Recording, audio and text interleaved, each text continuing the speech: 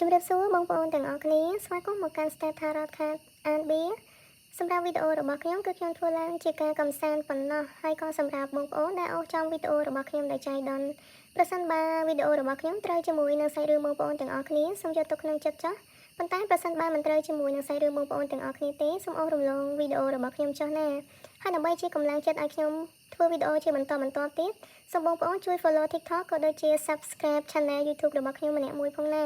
ហើយខ្ញុំពិតជាសូមទោសដែលមួយរយៈនេះមិនមានវីដេអូផុសជូនបងប្អូនទាំងអស់គ្នាដោយសារតែខ្ញុំរវល់ពេកប៉ុន្តែខ្ញុំសន្យាថាខ្ញុំនឹងព្យាយាមធ្វើវីដេអូឲ្យបានជារឿយៗដើម្បីផុសជូនបងប្អូនទាំងអស់គ្នាណាសម្រាប់វីដេអូនេះដែរគឺខ្ញុំមើលទៅលើរឿងស្នេហាតើអ្នកដែលចូលមកមើលសញ្ញាកាតនេះនៅថ្ងៃអនាគតគាត់នឹងជួបស្នេហាបែបណាឬក៏នឹងជួបគូអនាគតបែបណាដែរនៅក្នុងជីវិតគូអនាគតដែលចូលមកក្នុងជីវិតរបស់អ្នកគាត់គឺជាមនុស្សបែបណាមានអត្តចរិតបែបណាស្ថានភាពគ្រួសាររបស់គាត់បែបណាហើយយើងនឹងជួបគាត់នៅពេលណាដែរជាពិសេសផ្ញើជូននារីដែលឯករាជ្យរឹងមាំ independent ដែលមិនទាន់ជួបស្នេហាឬក៏ទុកស្នេហាជារឿងដែលមិនចាំបាច់ឬក៏មិនសូវសំខាន់ប៉ុន្តែប្រហែលជាអាចលួចឆ្ងល់ដែរថានារីរឹងមាំឯករាជ្យដូចយើងតើអាចនឹងជួបស្នេហាទេហើយនឹងជួបមនុស្សបែបណាដែរនៅក្នុងជីវិតអញ្ចឹងចាំទៅមើលទាំងអស់គ្នាណាបងប្អូនគឺខ្ញុំដោះកាតបានចំនួន5សន្លឹកនេះតើអត្ថន័យកាតទាំង5សន្លឹកនេះមានអត្ថន័យបែបណាដែរសន្លឹកកាតទី1គឺជាសន្លឹកកាត Eight of Pentacles សន្លឹកកាតទី2គឺជាសន្លឹកកាត The Empress សន្លឹកកាតទី3គឺសន្លឹកកាត Four of Wands សន្លឹកកាតទី4គឺសន្លឹកកាត King of Cups និងសន្លឹកកាតទី5ក្រោយគេគឺជាសន្លឹកកាត Ten of Pentacles តើអត្ថន័យនៅក្នុងសន្លឹកកាតទាំងអស់នេះមានអត្ថន័យបែបណាទៅអត្ថន័យសន្លឹក Bear Eight of Pentacles សន្លឹក Bear នេះគឺតំណាងឲ្យភាពរីកចម្រើនប្រសិនបើអ្នកជាមនុស្សស្រីអ្នកនឹងជួបមនុស្សដែលមានសមត្ថភាពពិសេសមានចំណេះដឹងខាងផ្នែកជាងមានស្នាដៃល្អចូលចិត្តការសិក្សាស្វែងរកចំណេះដឹងបន្ថែមពូកែរកលុយជាមនុស្សដែលមានសមត្ថភាពជាខ្លួនឯងមានទេពកោសល្យឧស្សាហ៍ធ្វើការហើយព្យាយាមបង្កើតលុយប្រសិនបើអ្នកជាមនុស្សប្រុសអ្នកក៏នឹងជួបស្នេហាឬក៏មនុស្សស្រីដែលមានសមត្ថភាពឧស្សាហ៍ព្យាយាមហើយក៏មានគំនិតច្នៃប្រឌិតអត្ថន័យសន្លឹក Bear The Emperor វិញសន្លឹក Bear មួយនេះគឺជាសន្លឹក Bear ដែលតំណាងឲ្យអធិរាជតំណាងឲ្យថ្នាក់ដឹកនាំជាអ្នកមានអំណាចបើនិយាយពីចរិតវិញគាត់គឺជាមនុស្សដែលរៀងផ្ដាច់ការបន្តិចដែរមនុស្សដែលអ្នកនឹងជួបឬក៏ជាគូក្រុងរបស់អ្នកហ្នឹងហើយគាត់រៀងអំណាចដែរបើសិនគាត់ជាមនុស្សប្រុសហើយគាត់ចូលចិត្តគេសង្កត់គេឬក៏បើសិនបើអ្នកធ្វើការជាមួយជនជាតិបរទេសការងារក្រុមហ៊ុនដែលសហការជាមួយនឹងបរទេសឬក៏ការងារអង្គការដែលមានជំនួយពីបរទេសមកគឺអ្នកមានឱកាសខ្ពស់ដែលនឹងជួបដៃគូអនាគតជាជនជាតិបរទេសហើយចង់បញ្ជាក់ដែរថាបើសិនបើអ្នកជាមនុស្សស្រីគឺអ្នកនឹងជួបបរិសុទ្ធដែលមានវ័យចំណាស់ជាងខ្លួនបន្តិចប៉ុន្តែទោះបីជាចាស់បន្តិចមែនគាត់អាចនឹងមានតំណែងការងារធំជាងយើងហើយគាត់មានឋានៈមានតួនាទីល្អមាន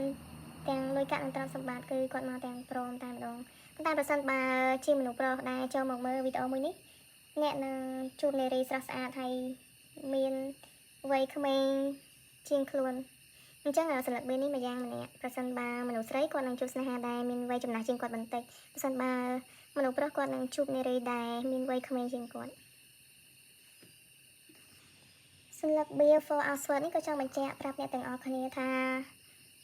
ជាសន្លឹក Bear ដែលតំណាងឲ្យភាពគង់វង្សនៃស្នេហាភាពជោគជ័យជាសន្លឹក Bear ល្អជាសន្លឹក Bear ដែលតំណាងឲ្យទឹកចិត្តមុខមាត់មានឆន្ទៈក្នុងជីវិតនិយាយពិតធ្វើពិតមានគម្រោងក្នុងជីវិតយ៉ាងពិតប្រាកដអញ្ចឹងមនុស្សដែលអ្នកនឹងជួបគឺគាត់ជាមនុស្សបែបហ្នឹងមានភាពជោគជ័យមានចិត្តមុខមាត់មានឆន្ទៈនៅក្នុងជីវិតហើយនិយាយពិតធ្វើពិតគាត់អត់បានតែនិយាយប៉ុន្តែការអនុវត្តអត់មានទេម៉ាត់ណាម៉ាត់ណាគាត់គឺជាមនុស្សដែលជាក់លាក់ពិតប្រាកដចំពោះសន្លឹក Bear King of Cups នេះមានអត្ថន័យបែបណាសន្លឹក Bear King of Cups ហើយនិងសន្លឹក Bear The Empress នេះអត្ថន័យគឺប្រហាក់ប្រហែលគ្នា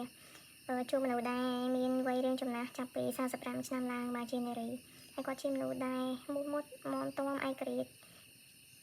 មានលុយមានកាក់មានទ្រព្យសម្បត្តិមានកិត្តិយសនៅក្នុងសង្គមហើយក៏ជាមនុស្សដែលពូកែសន្សំសំចៃផងដែរហើយគាត់គឺជាមនុស្សដែលមានចិត្តបន់ចិត្តល្អចូលចិត្តយកអាសារអ្នកដទៃជាប្រភេទមនុស្សម្នាក់ដែលនៅចិត្តហើយមានភាពកក់ក្ដៅជាមនុស្សដែលមានកំណត់ច្នៃប្រឌិតចូលចិត្តអភិរក្សនិយមហើយក៏ជាមនុស្សដែលអាចគ្រប់គ្រងបានគ្រប់ស្ថានភាពឬក៏ចូលចោះជាមួយនឹងមនុស្សគ្រប់ជាន់ឋានៈផងដែរ ជាមនុស្សដែលមានភាពឆ្លៀសវៃមានការប្រុងប្រយ័ត្នខ្ពស់ហើយក៏ជាមនុស្សម្នាក់ដែលអត់ធ្មត់ខ្លាំងផងដែរល្អសម្រាប់អ្នកស្រីបើសិនជាអ្នកជួបមនុស្សប្រុសដែលមានភាពអត់ធ្មត់ជាមួយអ្នកទោះបីជាអ្នកមានអត្តចរិតបែបណាឬក៏អ្នកមានអត្តចរិតក្មេងគាត់នៅតែអាចសម្របខ្លួនជាមួយអ្នកបានគេរួមម្ចាស់សន្លឹក B អាចនឹងសំណាងអាចនឹងចរិត baby ក៏គេនៅតែអត់ធ្មត់ជាមួយគេស្រឡាញ់អ្នកជាអ្នកចាសำหรับការថាន organical នេះតំណាងឲ្យអ្វីវិញសន្លឹកកាត់នេះគឺតំណាងឲ្យទ្រព្យសម្បត្តិលុយកាក់អ្នកពាក់ព័ន្ធមួយរូបកាយហ្នឹងសុទ្ធតែលុយកាក់អ្នកទាំងអស់គ្នាហើយរូបកាយនឹងកាន់តែច្រើនគឺសំណាងពាក់ព័ន្ធជាមួយនឹងរឿងលុយកាក់គឺកាន់តែច្រើនដូចគ្នាអញ្ចឹងអ្នកអាចនឹងជួបមនុស្សម្នាក់ដែលគាត់មានទ្រព្យសម្បត្តិមានលុយកាក់ច្រើនចាយមិនអស់ហើយមានសមត្ថភាពខ្ពស់នៅក្នុងការរកលុយជាមនុស្សដែលស្រឡាញ់គ្រួសារហើយស្មោះត្រង់ wow congratulations បើសិនបើថ្ងៃអនាគតអ្នកជួបគូក្រុងបែបនេះសន្លឹក B ចាប់ផ្ដើមដំបូងក៏បង្ហាញពាក់ព័ន្ធជាមួយនឹងលុយកាក់សន្លឹក B បញ្ចប់ក៏ពាក់ព័ន្ធជាមួយនឹងលុយកាក់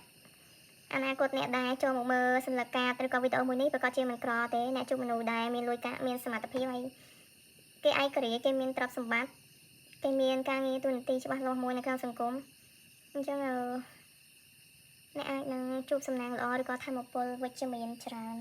ពាក់ព័ន្ធជាមួយនឹងរឿងស្នេហាឬក៏មនុស្សម្នាក់ដែលនឹងចូលមកក្នុងជីវិតរបស់អ្នកចុងក្រោយជីវិតគូរបស់អ្នកអាចនឹងបានសេចក្តីសុខគូស្រករមានលុយកាក់ល្អបើជាអ្នកមិនទាន់មានគូឬក៏ single អាជីពអីដែលមិនទាន់មានសង្សារឬក៏គិតថាស្នេហាមិនសំខាន់ទេពេលនេះប្រឹងប្រែងរកលុយកាក់ឬក៏ប្រឹងប្រែងរៀនសូត្រអភិវឌ្ឍសមត្ថភាពសិនអូខេទោះបីជាពេលនេះអ្នកមិនទាន់គិតរឿងស្នេហាតែ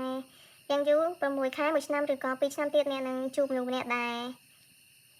មានលក្ខណៈសម្បត្តិដូចនៅក្នុងសន្លឹកកាតដែលខ្ញុំមើលជូននេះ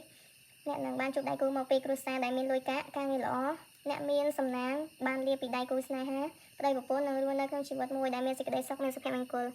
wow congratulations ទាំងអស់គ្នាដែលចូលមកមើលវីដេអូមួយនេះណាហើយខ្ញុំសូមបញ្ចប់វីដេអូនេះតែត្រឹមនេះហើយជូនពរ